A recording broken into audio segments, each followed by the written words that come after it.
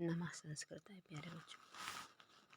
आइए अब हम लोग देखते हैं कुमार संभवम, जो कि महाकवि कालिदास द्वारा रचित है। उसके प्रथम सर्ग का ये 13वां श्लोक है। हमारी पुस्तक में पाठ्यक्रम के अनुसार हम लोग पढ़ रहे हैं कुमार संभवम। इस श्लोक में कवि कालिदास ने हिमालय पर्वत को गिरिराज भी कहते हैं, और गिरिराज क्यों कहते हैं उसकी विशेषता को बता रहे हैं कि क्यों इसे गिरिराज कहा जाता है। भाई जो राजा है तो राजा की सेवा किस तरह से वहाँ की चमरी करती हैं और वहाँ की मृगी करती हैं, उसके बारे में बताया जा रहा है।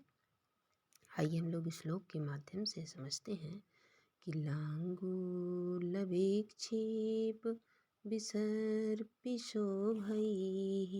इतस्ततश्चन्द्रमरीचिगौरैः यस्यार्थयुक्तं गिरिराजशब्दं कुर्वन्ति बालव्यजनैश्चमर्याः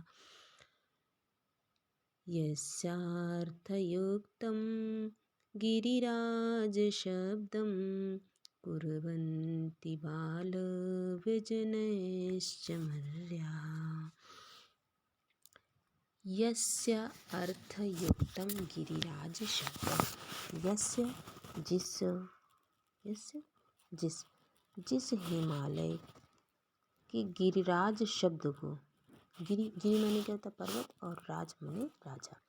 पर्वतों का जो राजा यानी पर्वत राज, ऐसा क्यों कहा गया? इस शब्द को अर्थयुक्तम, सार्थक क्या कुर्वन्ति माने करती हैं। और ये सार्थक कौन करता है? तो बताया कि बाल व्यजनैश चमर्या, बाल व्यजन अपने छोटे छोटे पंखों से, चमर्या चमरी यानी मृगी, वहाँ उस हिमालय पर्वत पर हमने देखा कि आगे के श्लोकों में बताया गया सिंह भी रहते हैं, गज भी रहते हैं और किन्नर हैं, बहुत सिद्ध महान तपस्वी लोग रहते हैं। और उसी हिमालय पर चमरी यानी मृगियाँ भी रहती हैं।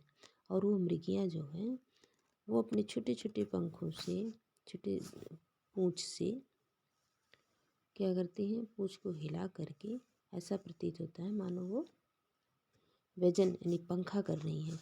और पंखा करने से क्या लगता है कि सच में हिमालय को गिरिराज कहा जाता है।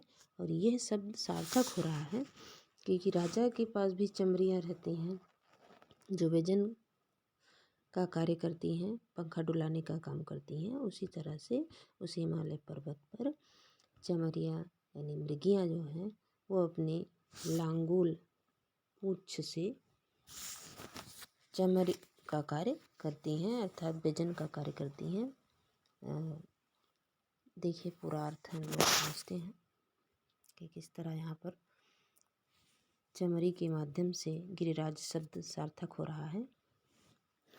कालिदास जी कहते हैं कि उस हिमालय पर्वत पर लांगूल विक्षेप विसर्पी, लांगूल विक्षेप विसर्पी, लांगूल माने पूँछ, और पूँछ के विक्षेप यानी हिलाने से जो शोभाई विसर्पी, जो शोभा विसर्पण होता है मतलब फैलता है, शोभा जो फैलती है। इतस्ततस चंद्रमरीचि गौरई, जैसे इधर उधर चंद्रमा की किरणें फैलती हैं, धवल चंद्रमा की किरणें फैलती हैं, उसी तरह से इधर उधर बहुत सारी मृगियाँ हिमालय पर्वत पर चढ़ जाती हैं, अपने पूँछ से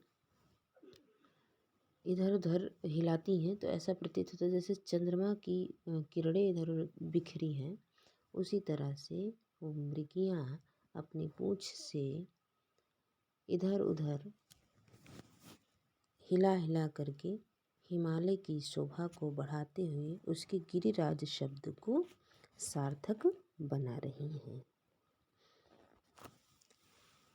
आगे श्लोक 14 में बताया कि यत्रयांशुकाक्षेपविलज्जितानां यदृच्छाया किं पुरुषाङ्गनानां दरीगृहद्वारविलम्बिम्बिबाः तिरस्कारिणो जलदा भवन्ति तिरस्करिण्यो जलदा भवन्ति।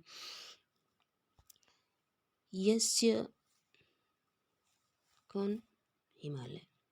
अभी तक बताया कि हिमालय पर्वत पर मृगियाँ आती हैं और वो अपने विशाल यानी पूंछ से जो है हिला हिला करके चमड़ी का काम करते हैं, अर्थात जैसे चामर व्यजन हिलाते हैं, पंखा हिलाते हैं, उसी तरह से हिमालय पर वो अपने पूंछ से व्यजन का कार्य करती हुई हिमालय के गिरिराज शब्द को सार्थक बनाती है। आगे क्या बताया कि उसी हिमालय पर्वत पर जो किम पुरुष अंगना नाम, जो किन्नरों की अंगनाएं हैं, किन्नरों की स्त्रियां हैं, उनके अंशुक आक्षेप विलज्जिता नाम, जब वो विलज्जिता नाम, जब वो लज्जित होती हैं, कब? अंशुक आक्षेप, वस्त्र इत्यादि के आक्षेप से जब वो लज्जित हो जाती हैं तो उस हिमालय की जो दरी यानी गुफा है, दरी गृह, उस हिमालय की गुफा के गृह द्वार यानी द्वार पर, मुख्य भाग पर बिंबाह लटकते हुए जलदा मेघ तिरस्कारिण्यो भवन्ति, क्या हो जाते हैं? तिरस्कारिण्यो भवन्ति, पर्दा के रूप में बन जाते हैं, अर्थात वहाँ पर जवनिका के रूप में हो जाते हैं। कौन? जलदा यानी मेघ। मेघ किस रूप में हो जाते हैं? पर्दे के रूप में, अर्थात गुफा के मुख्य द्वार पर मेघ आ जाते हैं। हिमालय की गुफा के मुख्य द्वार पर मेघ आ जाते हैं और वो पर्दे का कार्य करते हैं, जिससे वो किन्नर की जो स्त्रियां हैं वो लज्जित नहीं होती हैं।